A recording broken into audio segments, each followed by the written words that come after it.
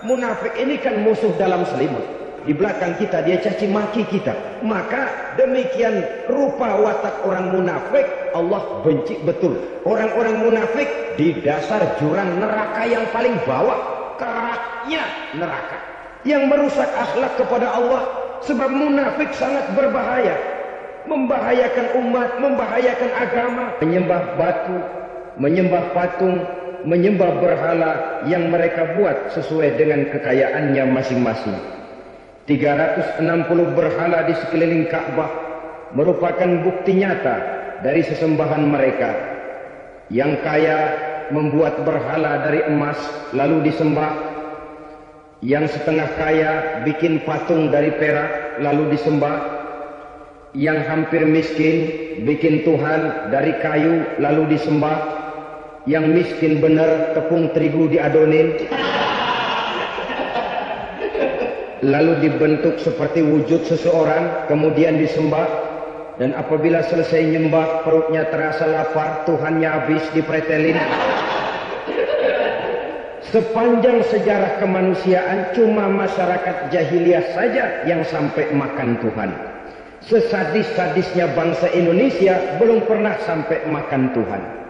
Maka menghadapi manusia seperti ini, yang pertama dilaksanakan oleh Rasul memperbaiki akhlak mereka kepada Allah, menanamkan la ilaha illallah, bahwa tidak ada Tuhan yang perlu disembah selain daripada Allah subhanahu wa ta'ala. Ini hakikatnya merupakan inti daripada ajaran Rasul-Rasul terdahulu. Kenapa? Seluruh Rasul bersumber dari satu sumber yang sama, yaitu dari Allah subhanahu wa ta'ala. Maka prinsip ajaran ketuhanan yang mereka bawa tentu saja sama. Nabi Adam mengajarkan la ilaha illallah. Nabi Nuh mengajarkan la ilaha illallah. Cuma tentu sambungannya Nuh Rasulullah. Nabi Ibrahim mengajarkan la ilaha illallah, Ibrahim Rasulullah. Nabi Musa mengajarkan la ilaha illallah, Musa Rasulullah. Bahkan Nabi Isa mengajarkan la ilaha illallah, Isa Rasulullah. Dan Nabi Muhammad mengajarkan la ilaha illallah, Muhammadur Rasulullah. Akhlak manusia kepada Allah dengan menanamkan tauhid. Jadi kalau ingin berakhlak yang benar kepada Allah, jaga tauhid, pegang teguh akidah. Saudara-saudara kaum muslimin rahimakumullah, lawan daripada tauhid adalah kufur. Kufur bisa dua, bisa kufur iman, bisa kufur nikmat. Kufur itu sifatnya, kafir itu orangnya.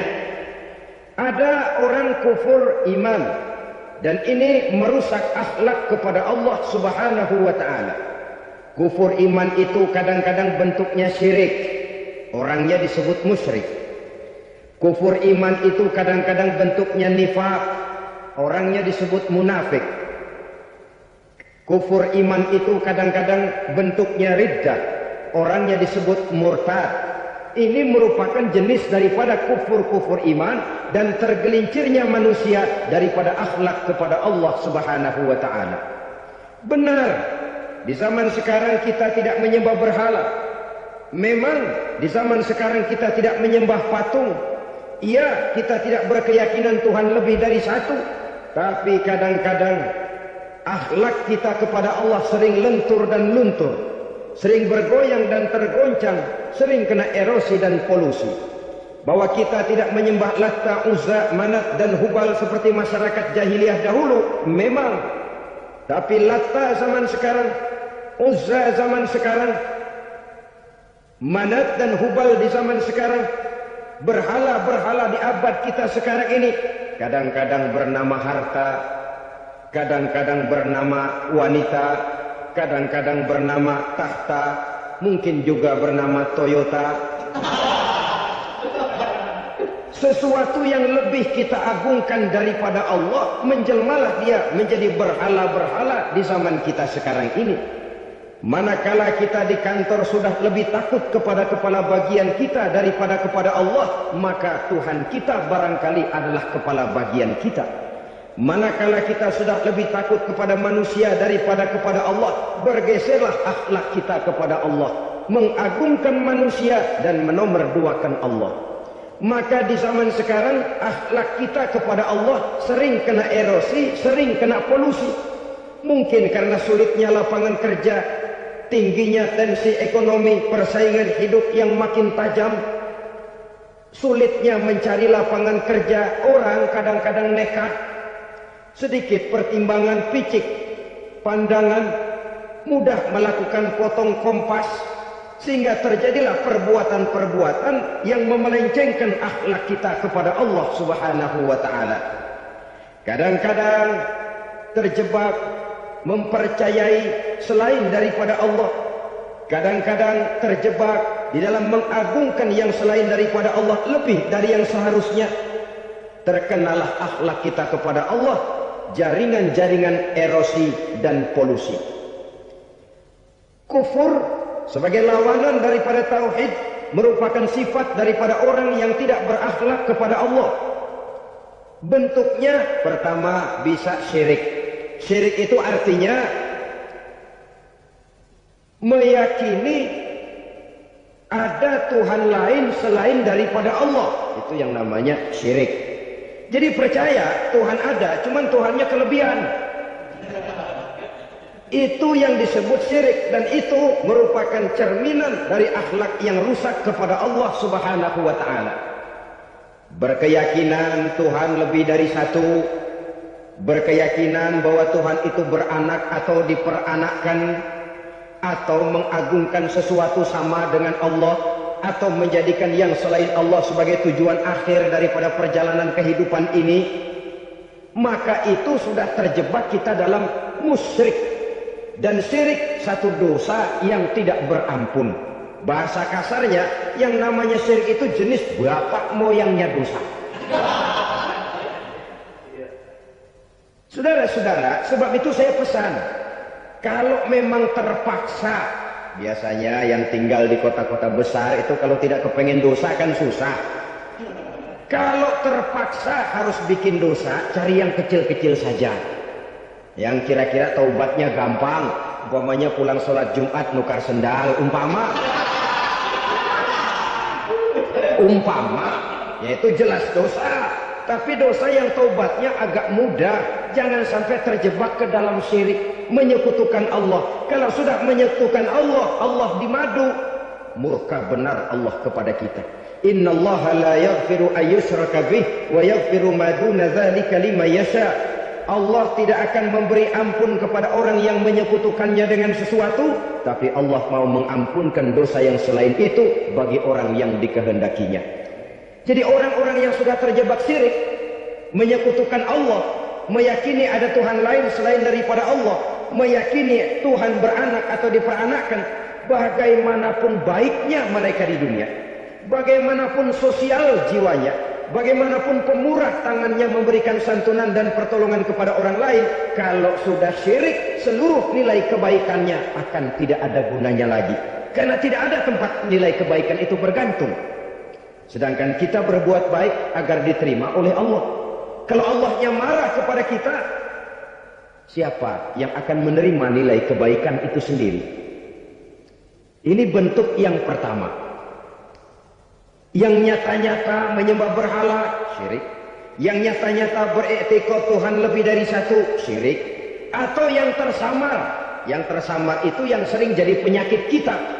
Saya sejak ada perkutut ini di rumah, perkutut.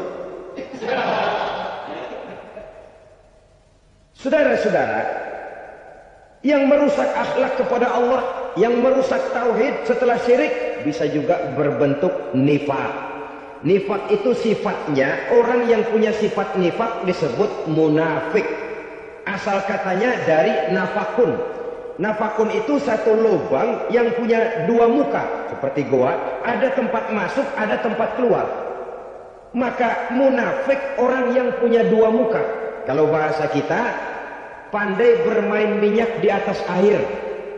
Manis jika berhadapan, balik belakang lain bicara. Sehingga apa yang dinamakan nifak, kata Imam Ali Al-Jurjani dalam kitab ta'rifatnya, izharul imanu bil lisan wa kitmanul kufri bil qalbi. menyatakan, menampakkan iman dengan lidahnya, tapi menyembunyikan kekafiran dalam hatinya. Dengan kata lain, lidahnya mah iman, hatinya mah kafir. Padahal hati itu yang dilihat, padahal hati itu yang dinilai. Kenapa lidahnya mengaku iman? Ya mungkin karena kepepet, mungkin karena kepentingan, mungkin karena ingin mencari kelemahan orang, lalu dia pura-pura beriman. Tapi sesungguhnya hatinya kufur. Ini merupakan penyakit munafik. Dan terus terang, menghadapi orang munafik jauh lebih berat daripada menghadapi orang kafir. Kenapa? Munafik ini kan musuh dalam selimut. Mau dibilang musuh nyata-nyata, apalagi di zaman Rasul ya, ketika periode Madinah, berat sekali menghadapi orang munafik. Mau dibilang kafir, kalau ketemu assalamualaikumnya medok juga. Mau dibilang mukmin, di belakang ngegerundel. Nyari-nyari penyakit, nyari-nyari lantaran, mencari-cari gara-gara. Kalau kafir jelas kafirnya, kalau musyrik jelas musyriknya. Tapi munafik, di depan kita dia mengaku beriman, di belakang kita dia caci maki kita. Maka demikian rupa watak orang munafik Allah benci betul. Sampai dalam Quran orang munafik itu divonis innal munafiqin fid darkil asfal minan nar. Orang-orang munafik di dasar jurang neraka yang paling bawah, keraknya neraka. Saudara-saudara kaum muslimin rahimakumullah. Sebab munafik sangat berbahaya. Membahayakan umat, membahayakan agama. Di depan kita mereka ngaku pura-pura beriman. Kalau pidato luar biasa, memuji agama setinggi langit. Menampakkan seolah-olah dia orang yang dekat dengan agama. Saudara, agama penting, agama mutlak. Tapi yang ngomong begitu agamanya apa? Remang-remang. Cuma sekedar lipstik, cuma sekedar dekorasi, cuma sekedar kamuflase. Buat ngibuli orang lain, dia mengaku beragama, mengatakan agama mutlak, menganggap agama penting. Seolah-olah memperhatikan benar tentang tatanan kehidupan beragama, tapi sebenarnya di hatinya tidak lebih berkecamuk penyakit-penyakit kufur. Maka sifat munafik ini termasuk menodai tauhid. Artinya merusak akhlak kita kepada Allah Subhanahu wa taala. Sifat yang ketiga yang juga merusak akhlak kita kepada Allah dinamakan riddah. Riddah itu sifatnya, orang yang punya sifat riddah disebut murtad. Murtad keluar dari Islam. Keluar dari Islam tentu tadinya di dalam Islam. Oleh satu perbuatan dia bisa menjadi murtad. Misalnya tadinya dia iman benar kepada Allah, tapi melarat. Kadang-kadang sehari masak, 3 hari libur. Akhirnya oleh kesulitan ekonomi dia tidak kuat. Ada yang menawarkan kebaikan, dibawain supermi, dibawain obat-obatan, diberikan beras. Goyah imannya.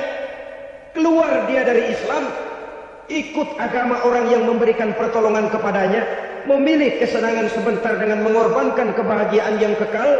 Maka orang semacam itu riddah sifatnya, murtad orangnya, keluar dari Islam. Dan yang menyebabkan kita murtad bukan cuma orang nyata-nyata memproklamirkan diri keluar dari Islam lalu mengikuti agama orang lain. Bukan cuma itu. Mengakui ada Rasul lagi sesudah Nabi Muhammad bisa menyebabkan kita murtad. Mengingkari nikmat Allah bisa menyebabkan kita murtad.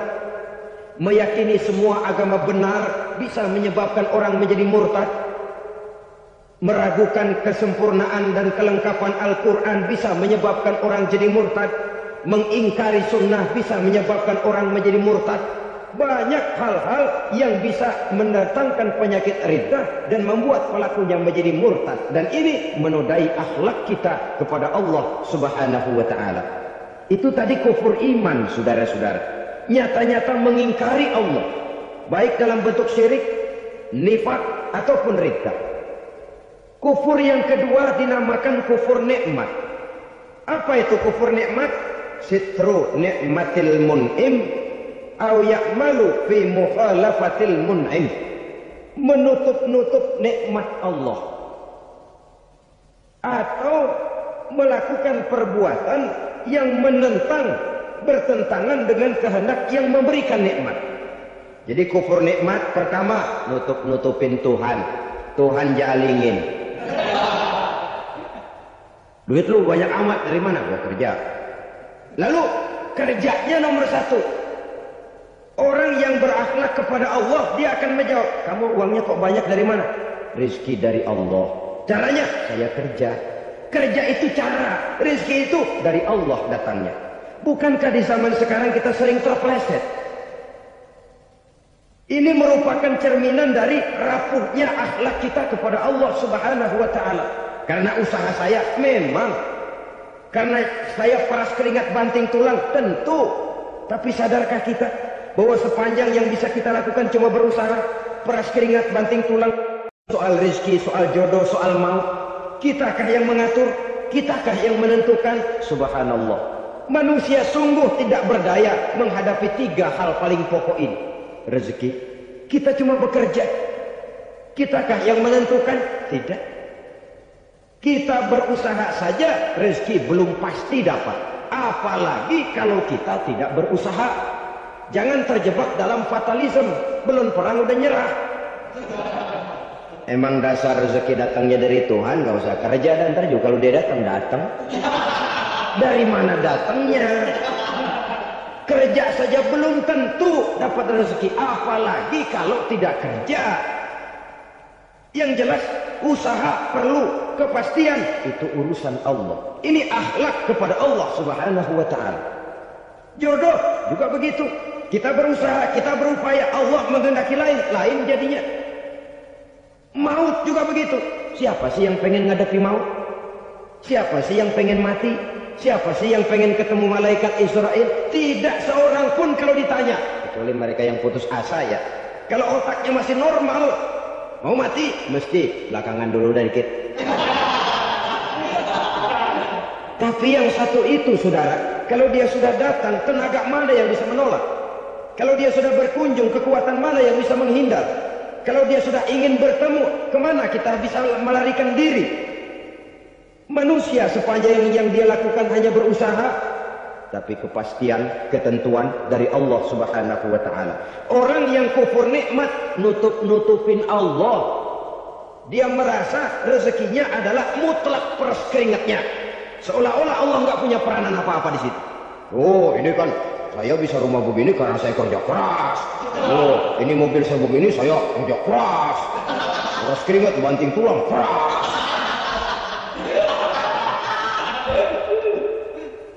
Saudara-saudara kaum muslimin rahimahkumullah. Jadi menutupi Allah. Akibatnya nanti kalau dia berhasil, Allah ketutupan. Kalau dia gagal, orang lain dicaci maki, dicari kambing hitam. Yang kambing hitam kan mahal. Karena orang sering cari-cari kambing hitam. Jarang orang mau jujur kalau bertemu kesulitan lalu mencari sebab pada dirinya sendiri. Yang paling enak ya nyalain orang. Lo begitu. Orang lain yang paling enak kita salahin.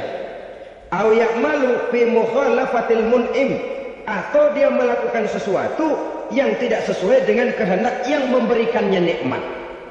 Diberikan kita tangan, mulut sih nggak berhenti. Terima kasih Tuhan, alhamdulillah saya dikasih tangan. Cuma di tangan enteng mak ngabukin orang loh.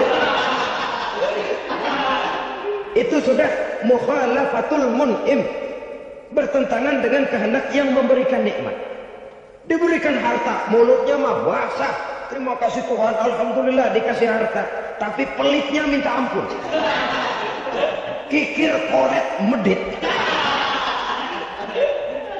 Ini juga termasuk kufur nikmat, mempergunakan suatu nikmat bertentangan dengan kehendak daripada yang memberikan nikmat itu sendiri. Saudara-saudara kaum muslimin rahimakumullah. Oleh karenanya kufur iman memang lebih bahaya daripada kufur nikmat. Tapi jangan lupa, kufur nikmat bisa menyeret orang kepada kufur iman. Nah kalau Allah udah dialingin, Tuhan sudah dinomor duain, lama-lama kenapa dia tidak mendewakan dirinya sendiri? Mendewakan pangkatnya, mendewa-dewakan otaknya, mendewa-dewakan kemampuannya. Pada awalnya dia memang cuma kufur nikmat, tapi lambat laun kalau ini tidak diobati, secara pasti orang akan mengarah kepada kufur iman. Bisa berbentuk syirik, bisa berbentuk nifak, bisa berbentuk riddah. Saudara-saudara, oleh karena itu menjaga akhlak kepada Allah mutlak penting. Sebab apa? Kita tidak berakhlak kepada manusia saja, kita dikucilkan dari pergaulan. Kalau kita tidak berakhlak kepada Allah, dikucilkan oleh Allah. Hadis qudsi menyatakan, "Man lam yashkur ala na'mai wa lam yasbir ala bala'i, falyakhruj min tahtis samai falyatlub rabban siwaya." Kata Allah, siapa orang yang tidak mau bersyukur terhadap nikmat yang aku berikan kepadanya dan tidak mau sabar terhadap ujian yang aku berikan kepadanya, falyakhruj min tahtis samai, persilahkan saja keluar dari kolong langitku, waliyatlub rabban siwaya, tolong cari Tuhan lain selain daripada aku. Murka Allah, diusir, cuman gak kedengeran aja. Siapa yang tidak mau syukur terhadap nikmatku, siapa yang tidak mau sabar terhadap ujian yang aku berikan kepadanya, persilahkan keluar dari kolong langitku ini, cari Tuhan lain selain aku. Nah, langit Tuhan yang punya, Tuhan kita lawan, diusir dari kolong langit, mau pindah ke kolong mana?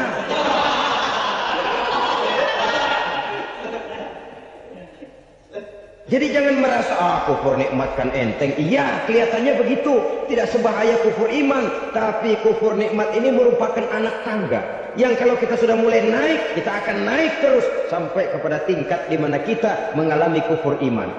Kalau sudah ke sana, maka akhlak kita kepada Allah terkenalah erosi, terkena polusi, hancur akhlak kepada Allah, dan itulah sumber kesengsaraan abadi. Kalau cuma kita tidak berakhlak kepada manusia, barangkali resikonya cuma kehidupan di dunia ini. Mungkin juga ada kehidupan akhirat. Tapi kalau sudah tidak berakhlak kepada Allah, dunia akhirat kita rugi dan celaka. Maka pada kesempatan ini saya mengajak, marilah jaga baik-baik akhlak kita kepada Allah. Satu kali kita bertauhid, sampai mati kita bertauhid. Satu kali la ilaha illallah, jangan tergelincir lagi kita keluar daripada kalimat itu. Satu kali kita bertuhankan Allah, jangan bertuhan yang lain selain daripada Allah. Jangan sekutukan Allah, jangan samakan Allah dengan sesuatu, jangan menganggap yang lain sama agungnya dengan Allah. Sebab dengan demikian kita seolah-olah sudah mengotori akhlak kita kepada Allah Subhanahu wa ta'ala. Saudara hadirin yang saya hormati, jadi oleh karenanya akhlak kita kepada Allah merupakan basis daripada kehidupan beragama. Kalau itu sudah mulai rapuh, mulai terkena erosi dan polusi, mulai rusak, dikhawatirkan nanti nilai ibadah kita kepada Allah juga akan turut ambruk karenanya. Saudara-saudara kaum muslimin rahimakumullah, tugas yang kedua memperbaiki akhlak manusia kepada sesama manusia. Kita tahu Islam sesuai dengan namanya adalah agama damai. Maka akhlak manusia kepada sesama manusia menempati porsi yang penting dalam kehidupan beragama. Bagaimana seorang muslim bergaul, bertata krama terhadap sesama manusia. Mari kita lihat lebih jauh persoalannya. Untuk memudahkan pembicaraan dari kacamata agama, kita kelompokkan saja manusia itu dalam dua. Pertama yang seiman dan yang kedua yang tidak seiman. Yang tidak seiman itu kita sebut saja kufur atau kafir. Nah, kepada yang kafir pun kita diajarkan untuk berakhlak. Apalagi kepada yang memang nyata-nyata seiman, sekeyakinan, seakidah. Kemanapun Islam datang, ke negara manapun ia masuk, ia tidak menaburkan kerusakan. Jadi tidak benar kalau orang pernah itu menggambarkan, saking sentimennya, seorang orientalis pernah menggambarkan Nabi Muhammad di tangan kirinya Quran, di tangan kanannya pedang. Menggambarkan seolah-olah Islam dikembangkan dengan kekerasan. Sebenarnya tidak sama sekali. Kalaupun dalam sejarah perkembangan Islam pernah terjadi perang, maka perang dalam Islam sesungguhnya apabila kita amati sejarahnya bukan untuk memaksakan agama. Karena memang agama tidak bisa dipaksakan. Tetapi justru untuk mempertahankan agama dari segala macam hambatan, rintangan, hinaan dan fitnahan. Tapi kemanapun yang jelas Islam masuk, dia tidak pernah membuat kekacauan, kerusuhan ataupun penghancuran. Candi Prambanan bahkan dipugar, Gereja-gereja tidak ada yang dihancurkan oleh umat Islam. Kenapa? Islam agama damai. Soal agama, soal lakum dinukum waliyadin. La ikraha fid din, qad tabayyana ar-rusdu minal ghayy. Tidak ada paksaan dalam beragama, sebab nyata yang benar dengan yang tidak benar. Belum pernah ada orang kafir masuk ke perkampungan orang Islam lalu dikejar-kejar, diteriakin kafir, kafir, sunatin.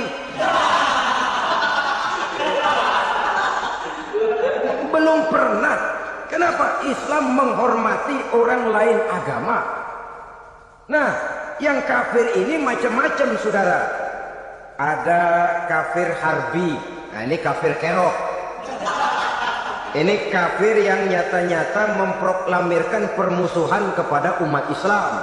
Nyata-nyata mengganggu ketenangan umat Islam. Kafir yang seperti ini yang boleh diperangi. Misalnya kita mau sembahyang Jumat dijagain. Nggak boleh sembahyang Jumat, getok palanya. Kafir harbi artinya tantangan perang datang dari mereka. Bukan kita yang mulai. Mereka yang buka front. Prinsipnya umat Islam tidak boleh mencari-cari musuh. Tapi pun tidak boleh lari kalau ketemu musuh. Musuh jangan dicari, ketemu jangan lari. Karena itu kesan seolah-olah umat Islam ini teroris. Umat Islam ini destroyer. Umat Islam ini sering menimbulkan keonaran, kerusakan. Sungguh satu fitnahan yang sangat keji. Umat Islam adalah umat yang cinta damai.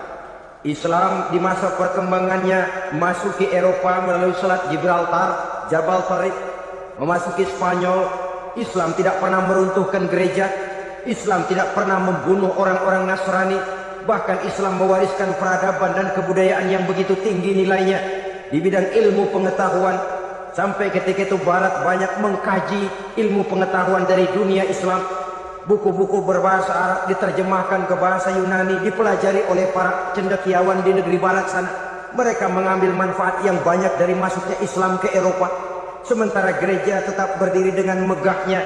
Kuil-kuil tempat peribadatan tidak satupun yang diusik-usik. Kenapa? Islam agama yang cinta damai. Asal dia tidak diganggu, asal kehormatannya tidak dihinakan. Jadi kafir harbi, kafir yang nyata-nyata nantang perang, ngajak berkelahi. Itu kafir yang nyari penyakit. Kafir harbi ini boleh diperangi dengan catatan mereka yang memang mulai. Yang kedua kafir zimmi.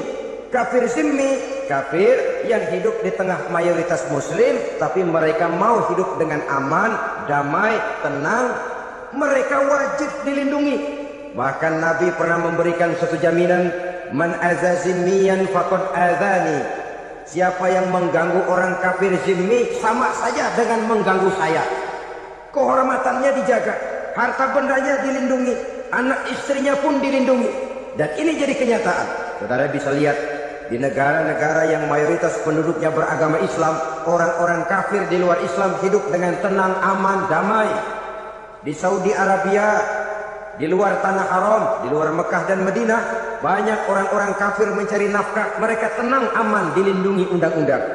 Begitu di Mesir, begitu di negara Indonesia yang berdasarkan Pancasila ini.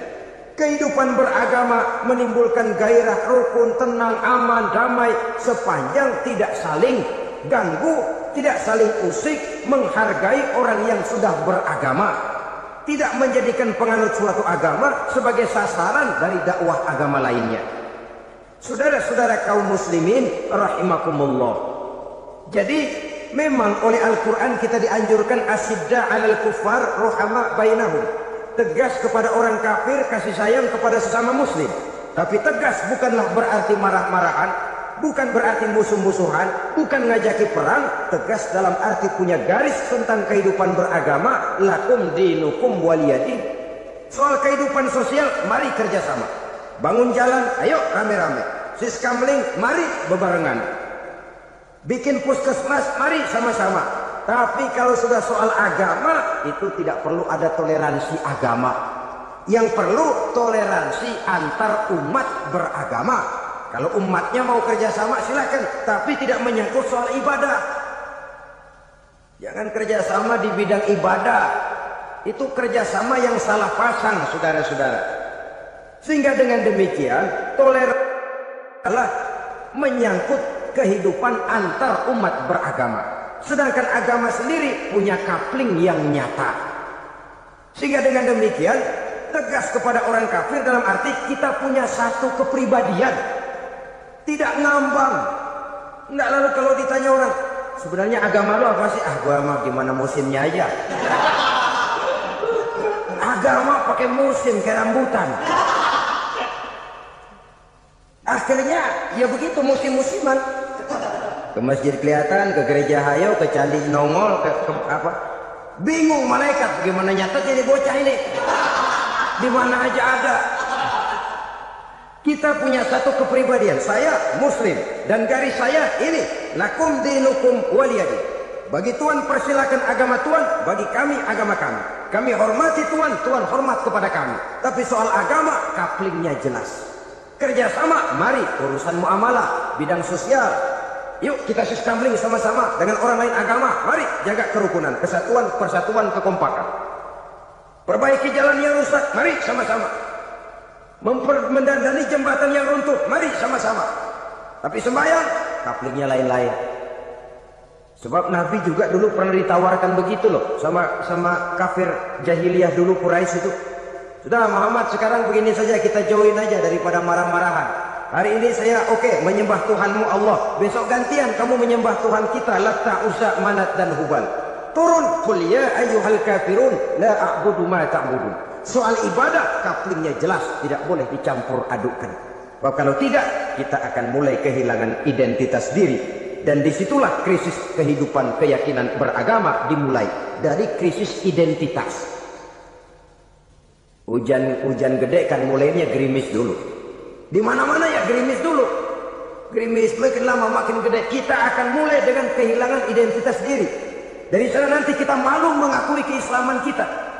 Kalau orang Islam malu mengakui keislamannya, ini kan ironi, menyedihkan. Ngakui Islamnya saja malu, menonjolkan keislamannya malu. Tidak ada rasa bangga beragama. Padahal ini modal dasar. Hanyalah dengan rasa bangga beragama kita lalu konsekuen. Bangga yang tidak konsekuen. Wah, pokoknya kan gua kan Islam. Agamanya yang paling benar. Tapi hidupnya sendiri jauh dari tuntunan Islam. Itu bangga yang tidak beralasan. Bangga yang tidak perlu dibanggakan sebenarnya. Kebanggaan yang membuat kita konsekuen dan dekat dengan kehidupan beragama. Jadi dengan demikian saudara-saudara, kepada non-muslim kita juga harus berakhlak. Bukankah ini sudah dicontohkan oleh Rasul? Bagaimana beliau disambiti orang di Taif, yang menyambiti malah didoakan. Bagaimana Suraqah mau membunuh beliau, malah Suraqah didoakan. Bagaimana Abu Jahal dan Abu Lahab saking mangkalnya, ini Abu Jahal pernah gali lubang di kamarnya sendiri di depan tempat tidurnya. Setelah dia gali lubang, ditutupin pakai keras korma. Lalu dia tarik selimut, belagak meriang. Dia pesan pesuruhnya, bilangin Muhammad kencangnya meriang. Pamannya sakit, minta ditengokin. Nabi dengan segala husnuzonnya berangkat nengokin. Abu Jahal dari balik selimut ngintip. Nah, itu dia Muhammad, itu dia tuh. Dia tuh, masuk nih, masuk. Mulai dia jalan, senang Abu Jahal. Terus. Begitu ke pelosok, masuk ke lubang, gue pendem terus dah. Memang niatnya mau mencelakakan Nabi. Sudah tinggal beberapa langkah lagi Nabi akan berjalan ke arah lubang itu. Malaikat Jibril ngasih tahu, Muhammad, Abu Jahal pamanmu cuma pura-pura sakit. Di depan tempat tidur itu ada lubang sudah dia gali untuk menjerumuskan kamu. Sudah balik pulang. Balik badan Nabi. Sudah hampir mau melangkah, kakinya malah muter pulang. Abu Jahal yang melihat Nabi sudah hampir jatuh nggak jadi, balik pulang, lupa kalau lagi sakit. Udah Muhammad buruan sini. Ke pintu dia kejar, dia lupa sama lubang yang dia gali.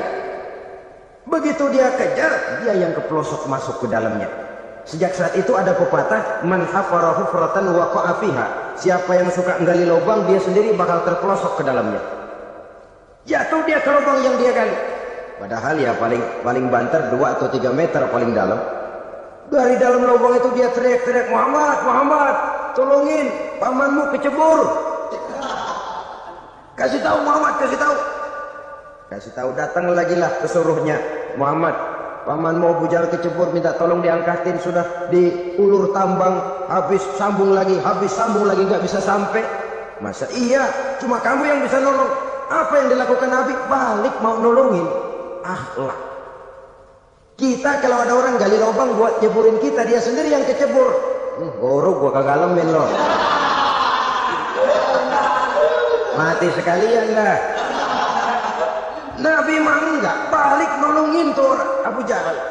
Kenapa paman kecebur? Iya Muhammad, tolong, tambang udah diulur-ulur, sambung-sambung nggak sampai. Aduh kasihan paman nih, pegang tangan saya. Nabi cuma ulurin tangan, nyampe dipegang oleh Abu Jahal. Diangkat ke atas. Nyampe atas, kan apa kata Abu Jahal?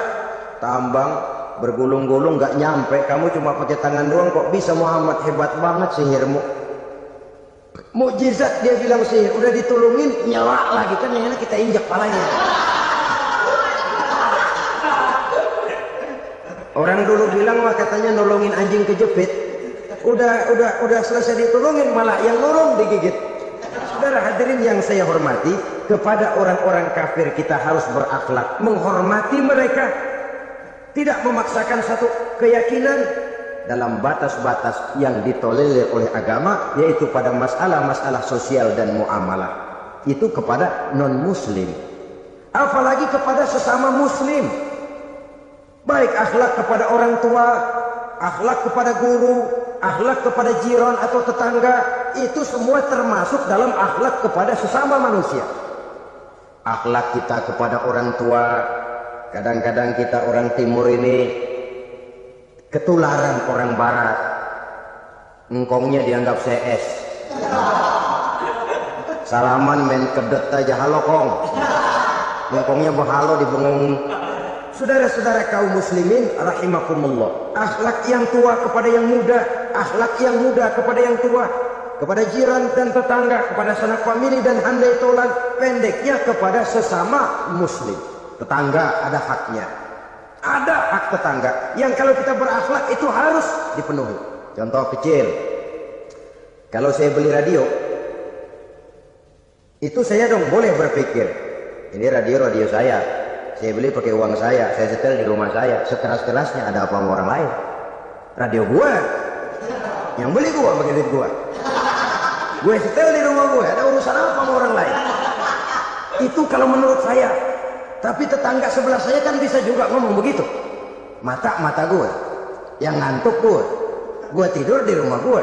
Kenapa suara radio lu masuk kemari? Ketika itulah lalu kebebasan saya nyetel radio dibatasi oleh kebebasan tetangga saya yang mau tidur. Ini sudah akhlak namanya. Umpamanya lagi ada Nabi ajarkan, iza tabahta maraqatan fa'aktsir ma'aha wa ta'ahad jiranaka. Kalau kamu masak sayur, banyakin kuahnya, bagiin tetangga kamu. Bukan bagiannya itu yang jadi soal, tapi akhlak kepada tetangga. Udah tahu tetangganya kelaparan, diseksa, goreng ikan asin, se-RW baunya ngayap. Kembang kempis orang nungguin. Saudara hadirin, ma'asyiral muslimin rahimakumullah. Jadi dengan demikian, kalau sudah kembali kepada orang-orang yang nilai imannya sama dengan kita, apapun organisasinya, apapun baju yang mereka pakai, kaos yang mereka pakai, jaket yang mereka pakai, kalau sudah seakidah, seiman, jaga akhlak kita. Pendapat boleh berbeda, kaos boleh tidak sama, jaket boleh beraneka warna, bendera boleh beragam-ragam, tapi ukhuwah Islamiyah ini utamakan. Adalah lebih baik mencari persamaan dalam kehidupan dan bukan memperbesar perbedaan. Hanyalah dengan mengembangkan nilai-nilai akhlak semacam ini, toleransi tidak hanya diperlukan kepada yang non-muslim, kepada sesama muslim pun toleransi. Artinya apa? Jangan memponis amalan orang lain. Yang usoli, yang tidak usoli, berjalanlah menurut keyakinannya masing-masing. Jangan lalu memponis, itu namanya nggak toleransi. Kamu nggak pakai usoli ya? Enggak. Brengsek. Kamu pakai usoli ya? Iya. Bidah. Nah dua-duanya kagak yang benar. Kalau yang sembahyang kagak benar, bagaimana yang kagak sembahyang? Apa itu yang benar? Toleransi. Setuju dengan perbedaan pendapat, jangan memponis amalan orang lain. Karena kita hanya beramal, hak menerima adalah Allah Subhanahu wa ta'ala. Jangan sebentar-bentar mencap, bidah, bulala, finnar, neraka. Kayaknya neraka kapling orang tuanya kali. Gampang bener masukin orang ke neraka. Kita kadang-kadang bisa toleransi dengan orang luar, tapi kepada sesama muslim toleransi tidak sanggup kita adakan. Mengklaim merasa kita yang benar, orang lain salah semua. Itu tidak toleransi namanya. Mentang-mentang jadi ustadz, nih satu-satunya ustadz di sini ya. Semuanya mesti ngaji kemari. Kalau nggak ngaji kemari, Islamnya kurang tapi benar.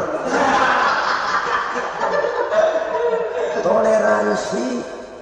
Saudara-saudara kaum muslimin rahimakumullah, lapang dada menghargai orang yang berbeda pendapat. Apalagi kalau perbedaan pendapat itu menyangkut hal-hal yang tidak prinsipil, menyangkut hal-hal yang sekunder dalam kehidupan beragama, menyangkut masalah-masalah yang dalam bahasa fikih disebut soal-soal furu'iyah. Tidak usah menyebabkan kita bersih tegang. Kepala sama hitam pendapat boleh berbeda dan halal. Bahkan Nabi mengatakan ikhtilafu ummati rahmatun. Perbedaan pendapat di kalangan umatku bahkan menjadi rahmah. Sepanjang perbedaan pendapat itu diiringi dengan rasa toleransi. Tapi kalau sudah main baku hantam, main klaim, memponis orang lain, akhirnya timbullah keretakan. Jangan heran kadang-kadang satu masjid dua kelir. Ya soal kelir boleh kelar-kelir. Boleh kelar-kelir. Tapi kalau harus terlalu mencolok menyebabkan timbulnya keretakan, saya kira yang akan turun bukan lagi rahmah tapi bala. Bala akan menimpa kita, jatuh kita menjadi umat yang lemah. Oleh karena di antara kita sendiri, sesama kita tidak pandai bertoleransi, tidak lapang dada. Ada anak muda kelihatannya mau majuan dikit, yang tua curiga. Nih kalau dia maju pasaran gua bangkrut dong nih. Lalu ditekan tuh anak ditekan melejit. Kadang-kadang yang tua maksudnya baik mau memelihara, yang muda salah terima. Kan tua kejemur. Dari dulu sampai sekarang gitu-gitu doang. Anak kemajuannya. Padahal yang tua barangkali maksudnya juga baik, mau memelihara. Sebenarnya kalau kita bisa mencoba mencari titik temu dengan alur komunikasi, tidak merasa diri yang paling benar, tapi toleransi, boyak menerima pendapat orang lain, setidaknya mau mendengar omongan orang. Yang susah kalau udah kena penyakit, nggak mau ngerti omongan orang, nggak mau menerima pendapat orang. Kodok di kolong tempayan. Cukeng kayu asem, asal ijo udah ijo aja ijo dah. Nggak ngerti omongan orang, yang kayak begini yang orang jadi kesandung.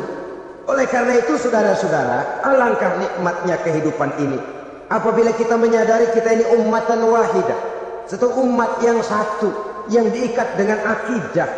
Kalau kepada yang non muslim saja kita diajarkan untuk berakhlak, apatah lagi kepada yang seiman, seakidah, sekeyakinan. Wajarkah perbedaan pendapat yang kecil-kecil lalu menyebabkan kita bertolak belakang, cerai-berai, centang perenang?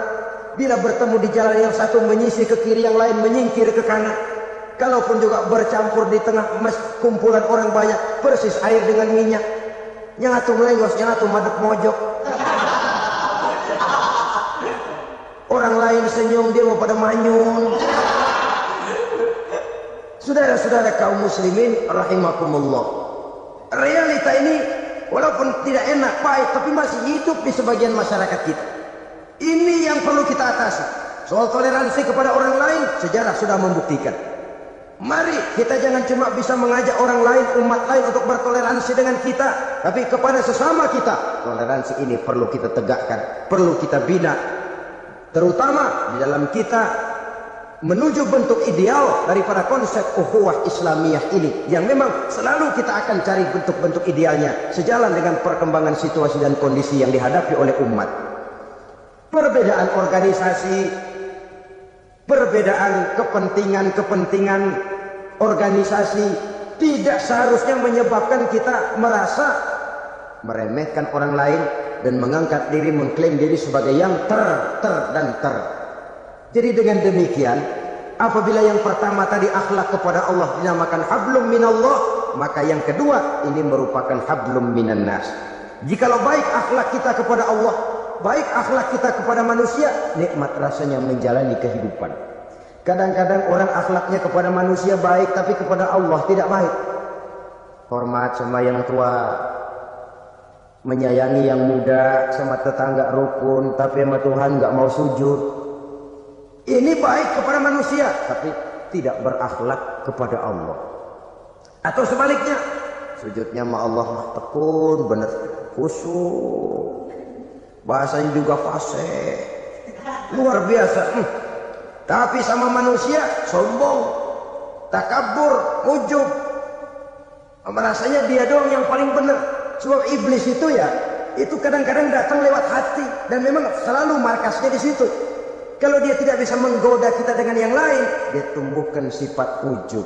Dia bisikin, wah, memang di kampung ini yang paling banyak ibadahnya ente. Yang lain mana, lihat tuh kerocok semua.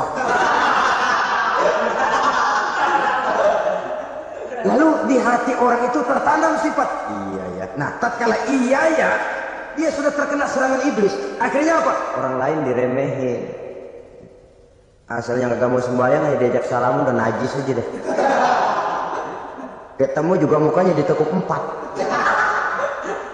Akhirnya bukan ngajak, malah ngenyek, ngina. Lah orang dihina makin jauh, makin tidak tersentuh. Bukan cara itu yang diajarkan oleh Rasul. Bahwa orang tidak mau sholat, tugas kita mengajak. Soal dia tidak sholat, itu dosa dia kepada Allah.